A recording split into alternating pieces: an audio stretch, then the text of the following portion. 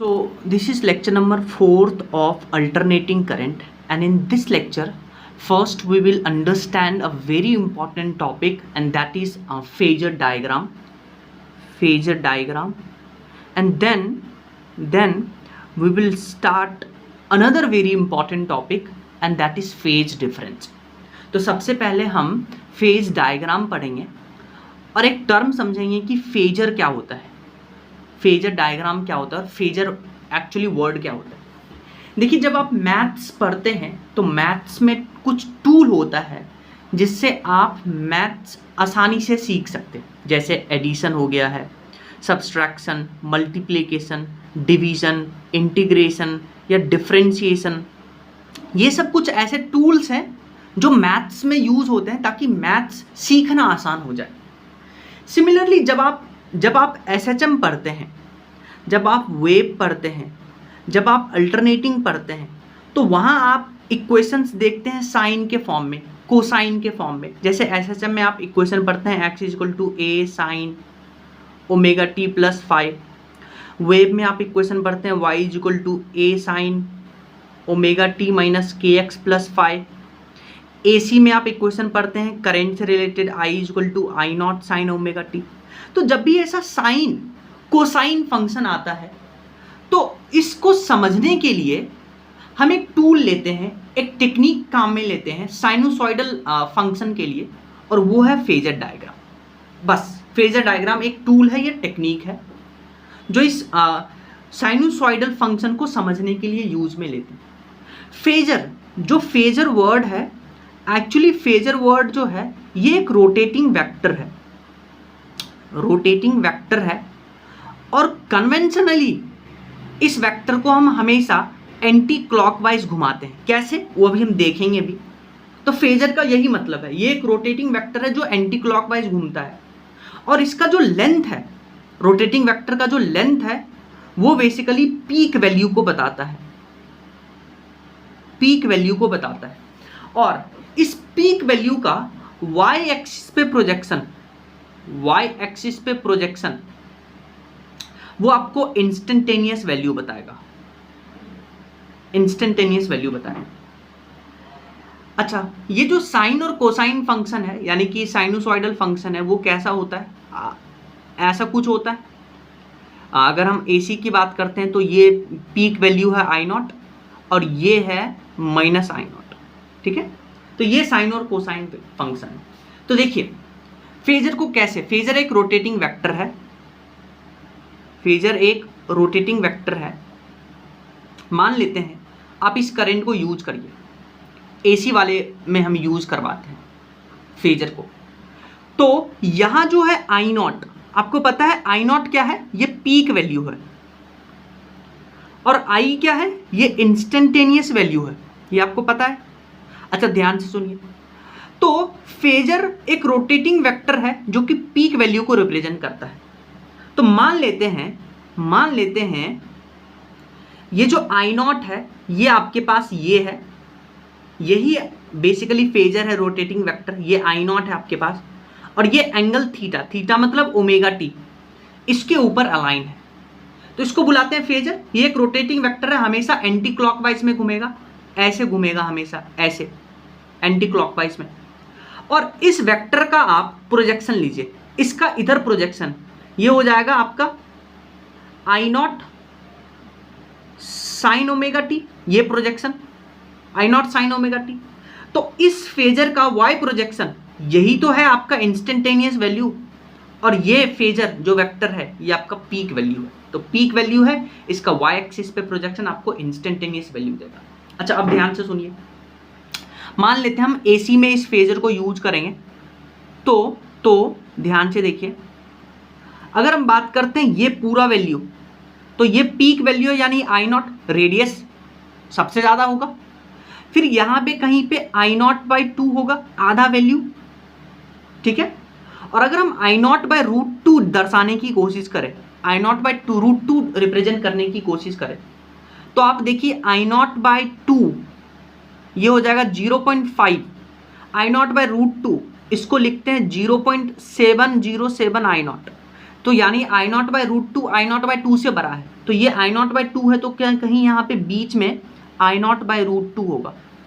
Similarly इसका negative में यहाँ पे होगा माइनस आई नॉट, बीच में कहीं होगा minus I not by to, और यहाँ पे क्योंकि आई नॉट बाई टू से बड़ा होगा तो ये होगा minus I not by root two. तो ये आप ध्यान में रखिएगा, ठीक है।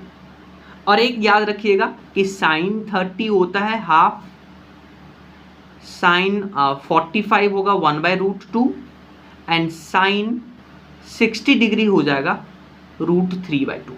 बस फेजर डायग्राम में आपको इतना याद रखना है, ठीक है।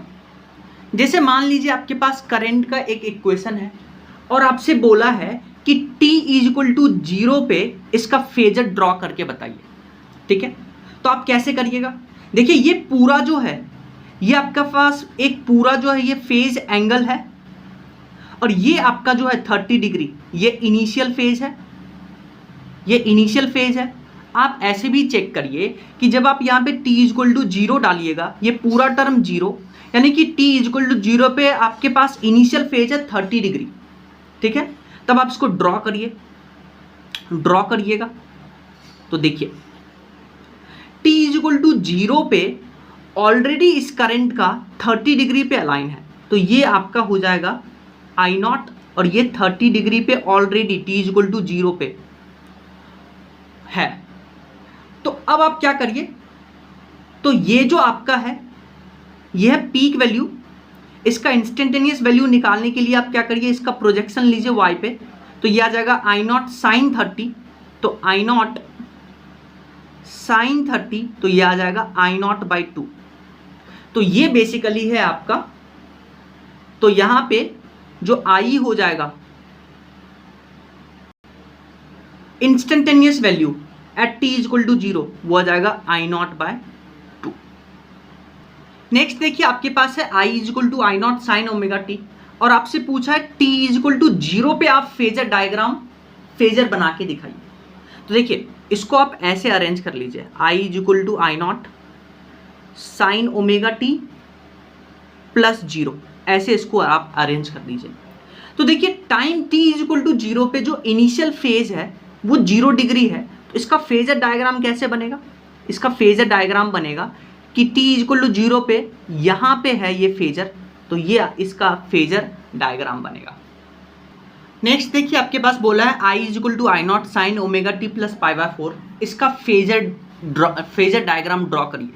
तो देखिए t = 0 पे जब आप t = 0 रखिएगा तो ये इनिशियल फेज है π/4, और π/4 का मतलब होता है 45 डिग्री, क्योंकि 180/4 ये आ जाएगा 45 डिग्री, यानी t = 0 पे ऑलरेडी यहाँ पे जो वेक्टर है पीक वेक्टर है वो 45 डिग्री एंगल पे बना रहा होगा। तो इसका फेजर डायग्राम ऐसे ड्रॉ करेंगे, ये है ओरिजिन से ये बनाएगा 45 डिग्री एंगल, और ये है आई नॉट। तो इसका इंस्टेंटेनियस वैल्यू निकालने के लिए आप y प्रोजेक्शन लीजिएगा, तो ये y प्रोजेक्शन आ जाएगा आई नॉट साइन 45, तो साइन 45 होता है 1/√2, तो ये आ जाएगा आई नॉट अपॉन √2। ये क्या है, इंस्टेंटेनियस वैल्यू ऑफ करंट, तो याद रखिएगा।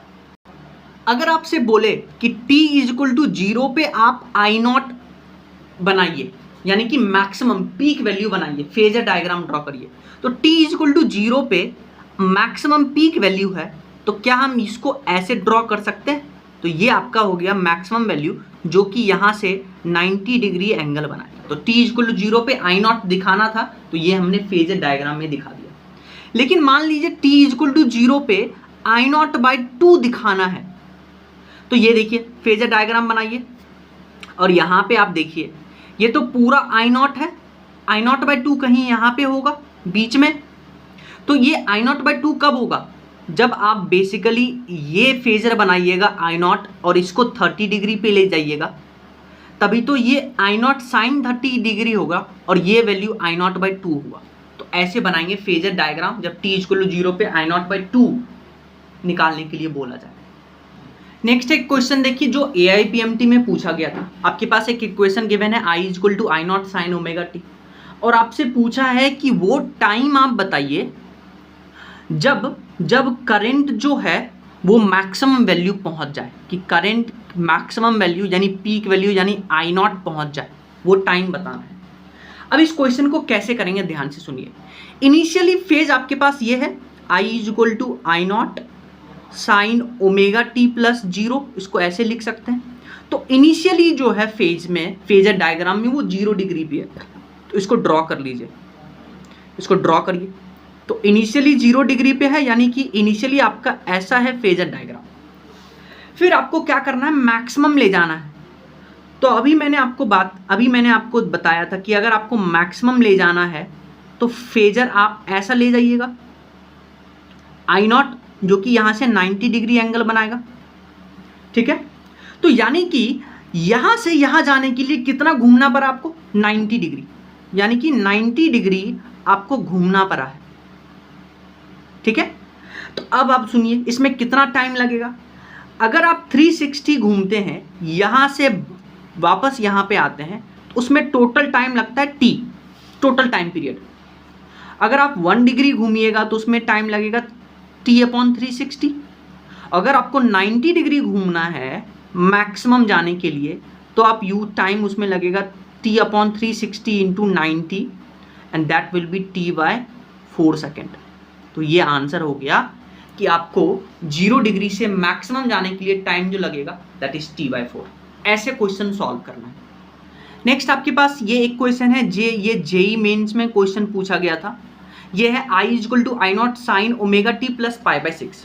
यहाँ देखिए आप पहले इसको पहचानिए और इसको सीखिए कि अगर time t is equal to 0 की बात करते हैं, time t is equal to 0 की बात करते हैं, तो इनिशियल फेज है π/6।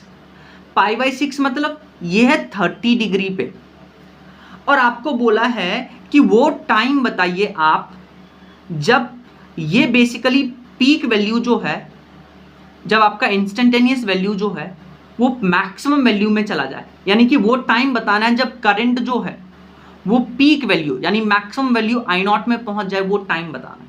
तो पहले आप इनिशियली ड्रॉ करिए कि फेजर में इनिशियली कहाँ करंट लाई करता है। तो इनिशियली फेजर में करंट जो है वो 30 डिग्री पे है, तो 30 डिग्री मतलब यहाँ पे है 30 डिग्री। जाना कहाँ है, मैक्सिमम। आपको पता है मैक्सिमम जाने के लिए आप कहाँ जाते हैं, मैक्सिमम जाने के लिए आप यहाँ जाते हैं, यानी यहाँ आई नॉट होगा 90 डिग्री पे। ऑलरेडी आप 30 डिग्री पे हैं, तो कितना आप एंटी क्लॉकवाइज मूव करिएगा कि 90 पे पहुंचिएगा, हाँ 60 डिग्री आपको मूव करना है। तो अब सुनिए, यानी कि 60 डिग्री आपको घूमना है ताकि जो करंट जो है वो मैक्सिमम वैल्यू पहुंचे। तो देखिए 360 घूमिएगा तो टोटल टाइम लगेगा t, 1 डिग्री घूमिएगा तो T/360, और घूमना कितना है 60 डिग्री, तो उसमें जो टाइम लगेगा that will be T/360 into 60 degree, and this will be T/6 second आपको लगेगा 30 डिग्री से 90 डिग्री जाने में, ठीक है। तो ऐसे क्वेश्चन सॉल्व करना है। नेक्स्ट क्वेश्चन देखिए, ये AIPMT में आया था। ये क्वेश्चन है कि I is equal to 10 sine 100 πt दिया है आपको इक्वेशन, और आपसे पूछा है कि वो टाइम बताइए जब करंट का वैल्यू जो है वो RMS करंट के तरफ पहुंच जाए, करंट का वैल्यू RMS करंट हो जाए। तो आपको पता है IRMS क्या होता है, पीक डिवाइडेड बाय √2। आप क्या कर लीजिए, पीक करंट निकाल लीजिए और उसको √2 से डिवाइड कर दीजिए, आपके पास RMS करंट आ जाएगा। करना क्या है, पहले आप इस इक्वेशन से देखिए कि इनिशियल फेज क्या है। Initially t is equal to 0 पे फेजर डायग्राम में कुछ आपको ऐसा दिखाना है, आई नॉट यहाँ पे है 0 डिग्री पे, क्योंकि इनिशियली फेजर डायग्राम ऐसा बनेगा। फिर आपको पीक ले जाना है, यानी कि हाईएस्ट वैल्यू, मैक्सिमम वैल्यू। तो आप फेजर डायग्राम कैसे बनाइएगा मैक्सिमम वैल्यू का, ये आई नॉट होगा मैक्सिमम वैल्यू 90 डिग्री पे, ठीक है। तो ध्यान से सुनिए, ये तो मैक्सिमम है, जाना कहाँ है आपको, IRMS जाना है। IRMS मतलब पीक डिवाइडेड बाय √2। तो क्या पीक डिवाइडेड बाय √2 ये कितना होता है, 0.707। अच्छा, अभी मैंने आपको बताया था ये पूरा है I0, ये बीच में होगा आई नॉट बाई टू और इसके ऊपर होगा I not by root two, I not by root two. तो देखिए देखिए ये होगा आपका I not by root two, ठीक है। अच्छा, I not by root two पहुंचने के लिए आपको फेजर कितने डिग्री एंगल पे ले जाना पड़ेगा? 45 डिग्री एंगल पे। तभी तो आप आई नॉट साइन 45 डिग्री करिएगा तो आपके पास आई नॉट बाय रूट टू आ जाएगा। यानी कि आपको कितना घूमना पड़ेगा आई आर एम एस तक पहुंचने के लिए? देखिए करंट को आपको आई आर एम एस ले जाना पड़ेगा और आई आर एम एस होता है peak divided by root two. Peak divided by root two कहीं यहाँ पे आएगा और यहाँ पे जाने के लिए आपको 45 डिग्री घूमना पड़ेगा ओरिजिन से, तभी आपके पास आई आर एम एस आएगा। तो यानी 45 डिग्री घूमना है तभी आई नॉट बाई रूट टू आएगा जो कि आई आर एम एस है। तो देखिए 360 में लगा टाइम t, 1 डिग्री में लगा t बाई 360, तो बताइए 45 डिग्री में कितना टाइम लगा? t अपॉन 360 इंटू 45, ये आता है t बाय 8 सेकेंड। अच्छा, क्या ये टाइम निकाल सकते हैं क्या? अच्छा, यहाँ देखिए जो t के साथ है वो ओमेगा होगा और ओमेगा होता है 2 पाई बाई टी और ओमेगा दिया है 100 पाई। तो यहाँ से देखिए टाइम आ जाएगा 2 अपॉन 100 यानी कि 1 अपॉन 50। तो इस टाइम पीरियड को यहाँ रखिए यानी 1 अपॉन 50 इंटू 8, ये आ जाएगा 1 अपॉन 400 सेकेंड लगा करंट को आरएमएस ले जाने में। नेक्स्ट हम इंपॉर्टेंट कॉन्सेप्ट की बात करते हैं, फेज और फेज डिफरेंस के बारे में। मान लेते हैं, इसको समझने के लिए एक क्वेश्चन लेते हैं। क्वेश्चन है आपके पास E equal to E not sine omega T and I equal to I not sine omega T minus 30 degree. आपसे पूछा find out phase difference between electric field and current. तो ध्यान से सुनिए, फेज डिफरेंस का एक सिंपल सा formula होता है, phase angle of electric field minus phase angle of current. हमेशा याद रखिएगा बड़े में से छोटा घटाएंगे। आपको पता है इलेक्ट्रिक फील्ड और करंट में बड़ा कौन है? इलेक्ट्रिक फील्ड, क्योंकि जब आप इलेक्ट्रिक फील्ड लगाइएगा तभी इलेक्ट्रॉन पे फोर्स लगेगा, तभी करंट बहेगा। यानी कि अगर आपको फेज डिफरेंस निकालना है तो इलेक्ट्रिक फील्ड का phase angle minus phase angle of current करना पड़ेगा। तो देखिए इलेक्ट्रिक फील्ड में फेज कितना है? इनिशियली फेज 0 डिग्री है। ये पूरा देखिए, इस पूरे पार्ट को हम फेज एंगल बुलाते हैं, इस पूरे पार्ट को हम फेज एंगल बुलाते हैं, पूरे पार्ट को फेज एंगल बुलाते हैं। तो इलेक्ट्रिक फील्ड का इनिशियली फेज एंगल कितना है? Omega T minus phase angle of I का फेज एंगल कितना है? Omega T minus 30। तो माइनस ओमेगा टी माइनस 30, तो यहां से देखिए ओमेगा ओमेगा ओमेगा टी खत्म, 30 डिग्री आपके पास आ गया phase difference.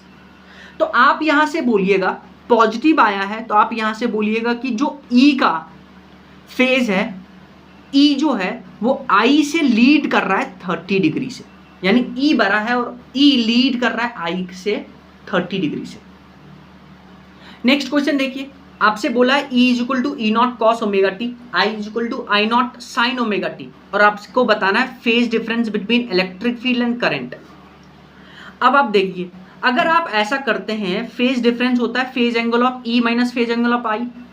Phase angle of E आप ले लेते हैं ओमेगा टी और I को ले लेते हैं ओमेगा टी, तो omega T minus omega T 0 आएगा।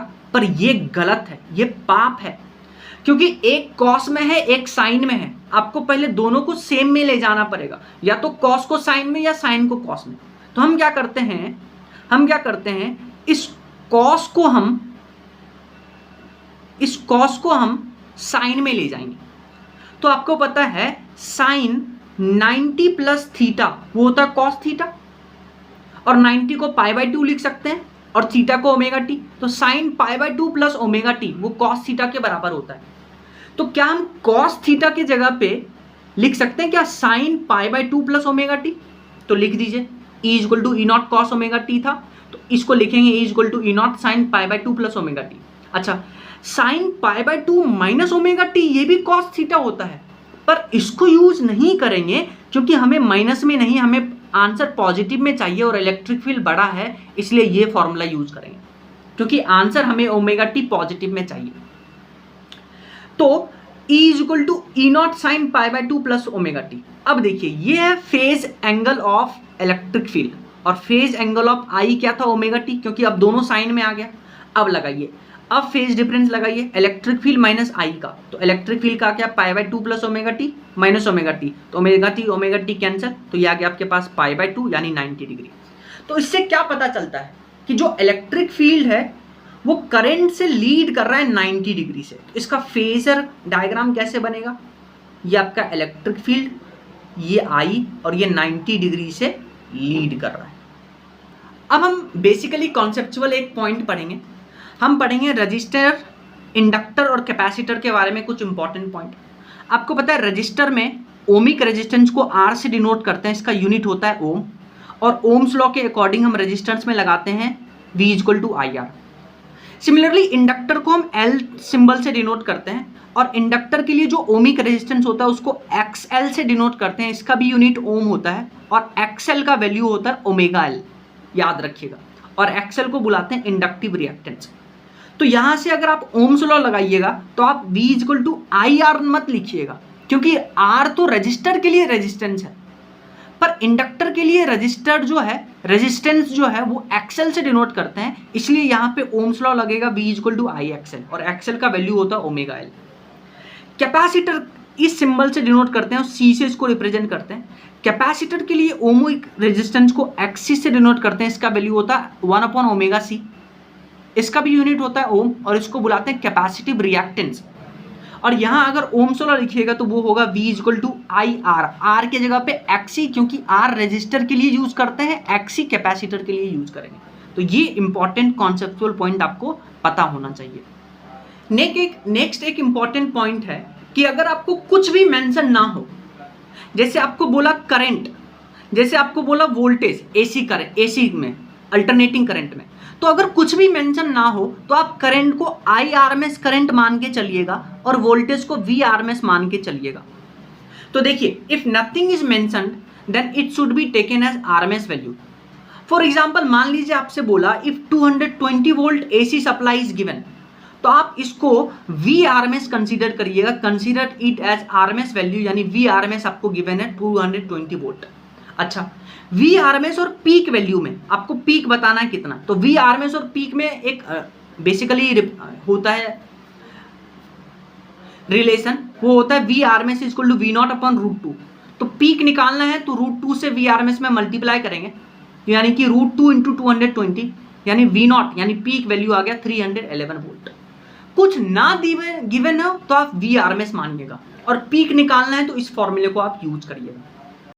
जैसे मान लीजिए आपसे एक क्वेश्चन बोला 220 वोल्ट AC आपको गिवन है और आपसे पूछा है हाफ साइकिल का एवरेज बताइए। तो पहले देखिए 220 वोल्ट AC गिवन है तो आप इसको VRMS मान के चलिएगा, तो आपको VRMS गिवन है 220। अच्छा, हाफ साइकिल का एवरेज निकालना है तो आपको पता है हाफ साइकिल का एवरेज हम लास्ट क्लास में पढ़ के आए हैं, वो होता था 2V0 अपॉन पाई, ये लगाना है। पर इसमें तो पीक मांग रहा है, तो VRMS गिवन है, पीक निकालना है, तो कौन सा फॉर्मूला यूज करेंगे ये, तो यहां से पीक आएगा, पीक का वैल्यू डालिएगा, आपको हाफ साइकिल में V एवरेज आ जाएगा। डन। नेक्स्ट हमने लास्ट क्लास में पढ़ा था हॉट वायर इंस्ट्रूमेंट और एम मीटर, वोल्ट मीटर और गैल्वेनोमीटर के बारे में। आपको यह पता होना चाहिए कि हॉट वायर इंस्ट्रूमेंट AC और DC दोनों को मेजर कर सकता है, और ammeter, voltmeter, galvanometer सिर्फ और सिर्फ DC को मेजर करता है। Hot wire instrument heating effect पे काम करता है, और यहाँ आपको पता है ना डिफ्लेक्शन पे काम करता है, जितना ज़्यादा डिफ्लेक्शन उतना ज़्यादा बेसिकली इसमें रीडिंग आता है। तो यहाँ पे जो हीटिंग इफेक्ट होगा, तो यहाँ जो डिफ्लेक्शन होता है वो I² R आता है, और यहाँ जो डिफ्लेक्शन होता है वो डायरेक्टली प्रोपोर्शनल टू करंट आता है। इसलिए गैल्वेनोमीटर में जो रीडिंग होता है वो लीनियर स्केल बनता है, स्केल जो होता है वो लीनियर बनता है। पर सिंस यहाँ जो डिफ्लेक्शन है वो I² के प्रोपोर्शनल आ रहा है, तो हॉट वायर में जो स्केल बनता है वो नॉन लीनियर बनता है। तो ये इंपॉर्टेंट पॉइंट याद रखिएगा।